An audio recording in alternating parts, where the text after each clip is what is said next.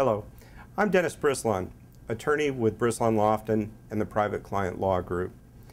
The fundamental question I get from people of every size estate, whether it's $10 or $10 million, do I even need an estate plan?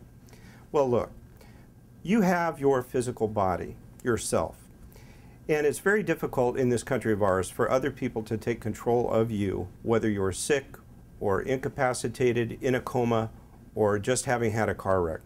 So the truth of it is, everybody needs some kind of a disaster plan to hand off control to a person that they trust to manage their health care, to manage their health care finances, and potentially to manage their estate should they succumb to an injury or just the passage of time. Estate planning is about voting with your money. Estate planning is about adopting a will-based plan or a trust-based plan, marshaling your assets, and focusing them as to how they are going to be used for your life and beyond.